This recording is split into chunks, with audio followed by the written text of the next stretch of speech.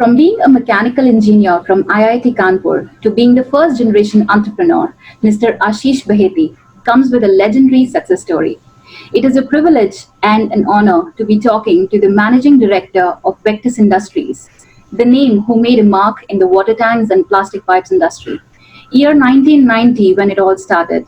Let's hear it from the man himself, Mr. Ashish Baheti. So, welcome to the Brighton Life. It is a pleasure to have you with us. Thank Uh, you for inviting. Thank you, sir. Sir, as we all know, IIT offers very stable career, lucrative salaries, steep growth. What made you leave your job and take on the role of an entrepreneur? I don't know what made me do that, but right from the very beginning, since my childhood, I always wanted to do something of my own. So when I was in IIT, there was a lot of opportunity for me. Even at that time, most of the friends that I had, they were going to US for further studies, and the plan was to, establish themselves in US only. So, but I never had that idea, and most of my friends went to US, stayed there. But right from the very beginning, I was very sure that I'll be in India. I'll do something of my own. So after IIT, I was selected in a company, in a multinational company. I precisely worked there for 100 days and then left the job to start the business of my own. So that 100 days was kind of a preparation that I was doing. I was never serious in the job that I was working. And I started my industry immediately after that. Wow, that's amazing, sir. That's amazing. So, you were not cut out for the Yeah, 9 to 5 maybe things. there's something to do with the Marwadi genes that I have. So because Rajasthanis and Marwadis, they have the passion for their own business. So Hmm. probably that was working inside me. Right, of course, I can understand, sir. So, yeah, so while going through vector stats, I saw a very interesting fact that your company enjoyed an impressive growth of 25%, an annual growth of 25% in roto molding tanks vertical, and a whopping 40% annual growth in pipes and fittings. So, that's something very Yeah. amazing. What were the key factors behind this? See, we started with a very, very small base. So the one thing that we did right from the very beginning was to keep on expanding our capacities, and just whatever we are earning, we are reinvesting that in business. So rather than taking money out of the business, we were just continuously investing again and again. And we came into right business at right time. So when we came into business, before that, the water tanks that were being used all over the country were made out of concrete or made out of other materials like metal and iron. But Mhm. at that time, shifting from metal to plastic was happening. So we were there at the right moment. And similarly, when we came into piping industry, a shift from galvanized iron pipe to plastic pipe was happening. So it's also a very important thing that you strike the your chord at the right Mm. time. If you do that, you take the right decisions at right time, you end up definitely getting success. So that is the reason that we kept on investing into the areas which were growing very fast, and increased our capacities. Yeah. That is something very right. Striking the right chord at the right time. So, yeah, as Right. there are no free lunches in life, success at times also comes with a price in terms of compromises in some aspects of life. So, were there any compromises that you had to make in your professional or personal life? I don't think so. I never made a compromise because I take life as it comes. So I never, even if I deeply think that if I had to make any compromise, I will definitely not remember any compromise that I made. And whatever was coming, I was just taking it in the right spirit and just using it to my advantage rather. Okay, so that is really nice, and I would say you've been very lucky, sir. Yeah, So, probably yes. I have been. I'm thankful and I am full of gratitude to the universe who has given me this kind of opportunity also, and this kind of you can say luck or you can call it whatever. I have yeah. been always been fortunate. Yeah, that is really nice. Touch wood for that. And you have been the former president for Star Association. How has been your experience there? It has been a very good learning experience, and I've been associated like as a very a normal member also, and then I ended up being president also, and that three times president of Star. That has helped me in making relationship with the roto molding fraternity all over the country, not just country, all over the world. I've traveled because of this interest in being part of Star. Has helped me in making some business collaborations also, and because of that also financially it has helped me. And also, if you have friends all over the world in a special fraternity, that really is a very good thing to have, and you also learn from them, you share your knowledge. So it has been very, and you get confidence also when you talk to various people, you talk to various people on various conferences, platforms, and all that. You end up learning a lot of things. So Right. it has been very, very useful for me. Yeah. That is great. So, sir, like you are a legendary businessman. So, what is your message? And if you would like to share some tips and tricks to the young generation, budding entrepreneurs, and the startups who lose their heart midway and succumb to various situations in their life?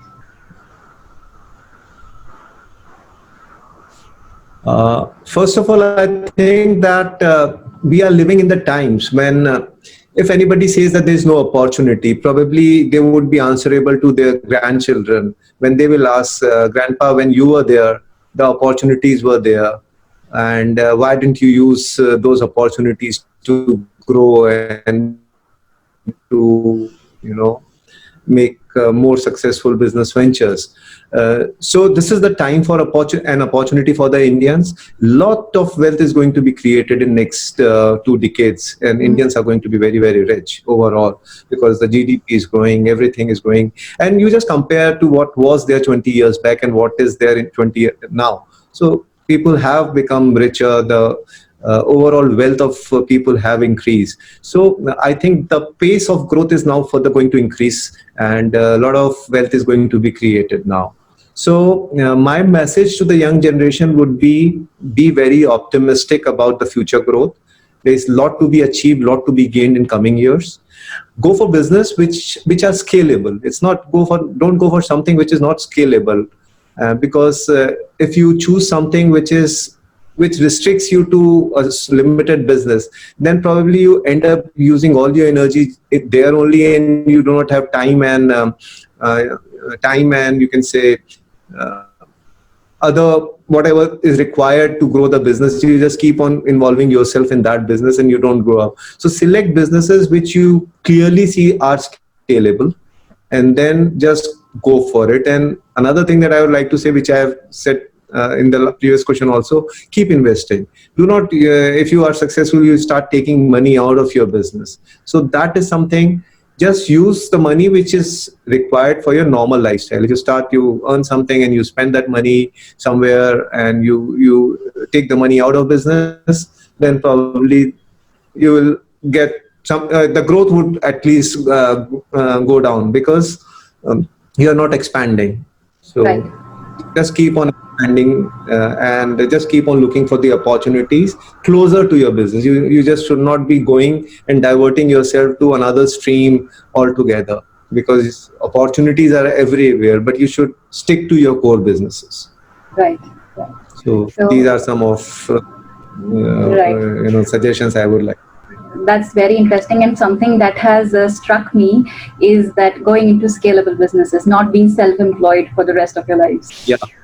For example, let's say you open a shop, and then the only thing that you do is in the morning at 10 o'clock you open the shop and you keep the shop running till 10 o'clock or 9 o'clock. You can't. How can you scale a shop? You can't do that unless you think very differently and start going for a mall, and then which becomes difficult. Actually, theoretically you can say the growth is there, but practically you are so involved with the shop and the customers that you are handling daily. So these are not the things that are scalable. Right. So select something which is scalable. Use the digital technology which are available now, and use those things so that the scalability is there. Right. That is something very nice to hear, and to grow forward. So, sir, like in India, this Atmanirbhar campaign that is going on. So we all Indians are looking forward to an Atmanirbhar Bharat and not have many things coming inside and getting imported into India. So how do you see India in the coming years? See, Atmanirbhar Bharat is just a slogan. I think it's Indians are the best entrepreneurs in the world.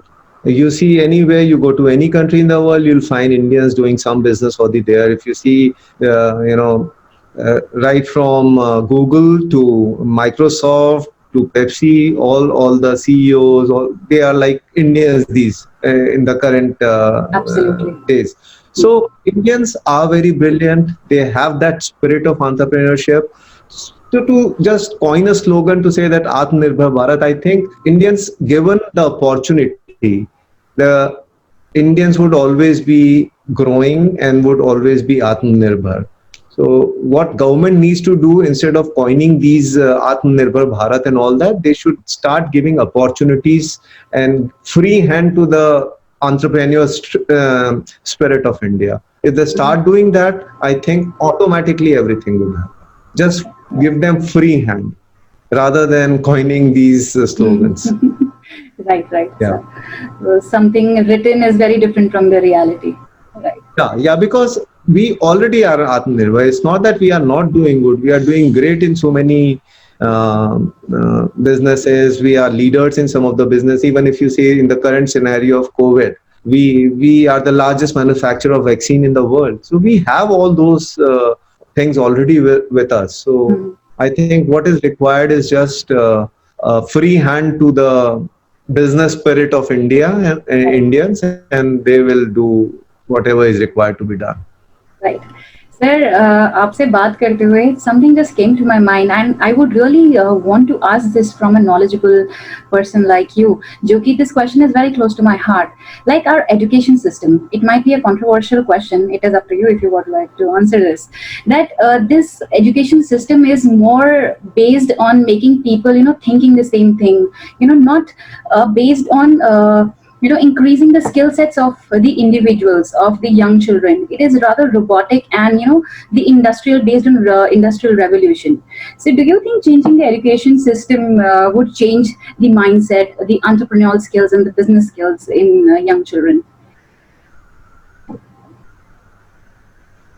See, I am not very sure of this. The reason being that Indians, if you compare them, let's say even if you go to American university, you'll find Indians doing the best there. The Indians who go to all these universities are always amongst the toppers there. So, and that is probably the reason that our education system right now is tough, difficult, and it takes a lot of effort from the part of the child to learn that, absorb that, and then perform good in universities all over the world.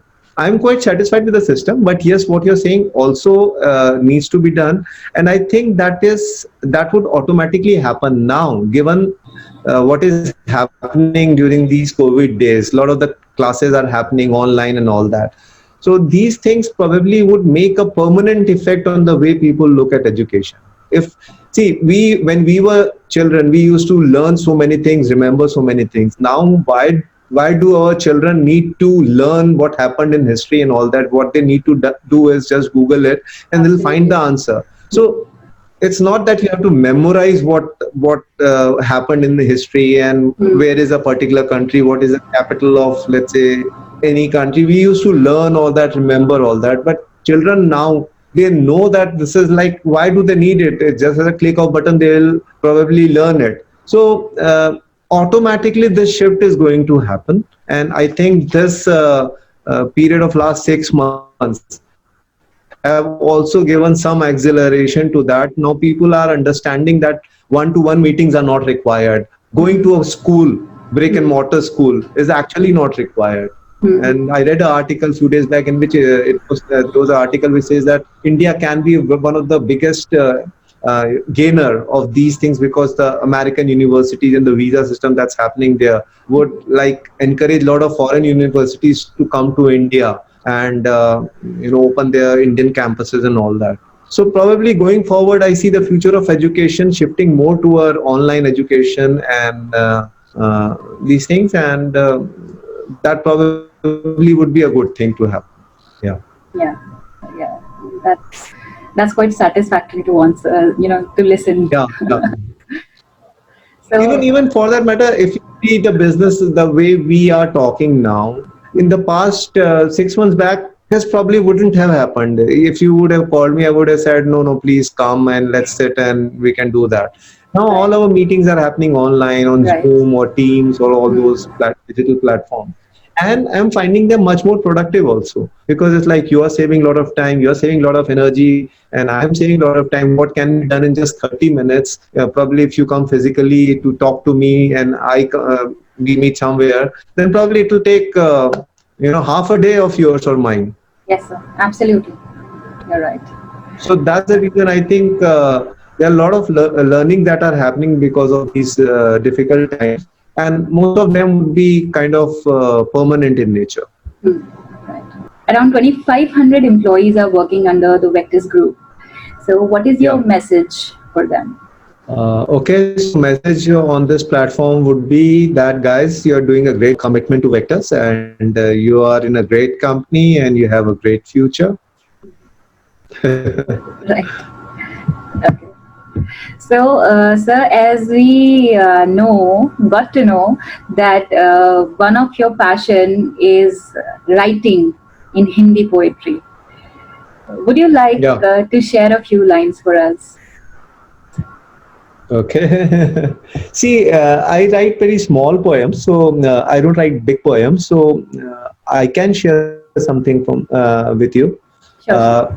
Just to tell you what kind of person I am, and just to give you a taste of what kind of poems I write. Very simple poems, and but to me it means a lot. So one which tells you something about myself कि मेरा नाम आशीष है, मेरा पेशा engineering है, मेरा एक व्यवसाय है, मेरा देश, मेरा परिवार, मेरा घर, मेरा कार, मेरी कमजोरी, मेरे गर्व, मेरी चाहत, मेरी आदत, मेरा ये, मेरा वो, और इस मेरा के चक्कर में मैं कहीं खो गया, और जिस दिन मैं मिला सब कुछ मेरा हो गया.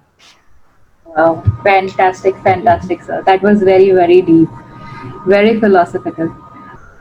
तो सर और एक और आपके साथ शेयर करूंगा कि जैसे जो आज के हालात हैं उस पे 4 लाइंस हैं कि छत तो मिल गई पर छांव नहीं मिलती, तो छत तो मिल गई पर छांव नहीं मिलती, बरकत तो मिल गई पर फुर्सत नहीं मिलती, ठाट तो मिल गए पर आवारगी नहीं मिलती, ठहाके तो मिल गए पर मुस्कान नहीं मिलती.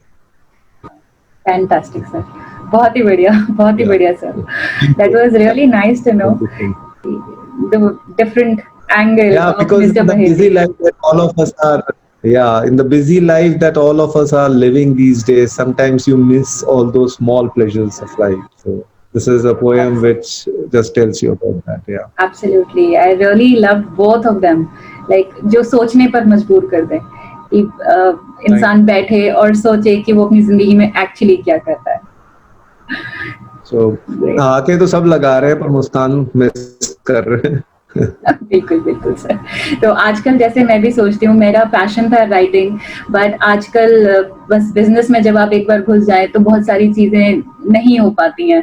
तो that is one thing that I want to do very quickly and do something good in business and put it on auto pilot and go back to my passions which I really want to do before dying. So sir, it was really I really hope so, sir. जिंदगी का कुछ पता नहीं. So, sir, it was really fantastic, lovely talking to you and knowing as a person who you are. And I personally really feel humbled to talk to you because I was apprehensive. जब मुझे पता चला कि मुझे आपसे बात करनी है, I was apprehensive to talk to a person of your stature. Thank you so much, sir. Thank you so much. Thank you so much. It was a pleasure having you on our channel. Same here. So, friends, this was Mr. Ashish Baheti from Vectus Industries, the man who told us a motivational story that if you dream and if you believe in your dream, nothing is impossible. From starting his own factory in 1990 to 2020, he is a man who has set an example before us. So, if you want such more stories, more heroes, real life heroes, please subscribe to our channel and be a part of our Facebook group. And we would love to hear from you. If you have any such story, please bring it to us and we'll be happy to share on our platform. Thank you.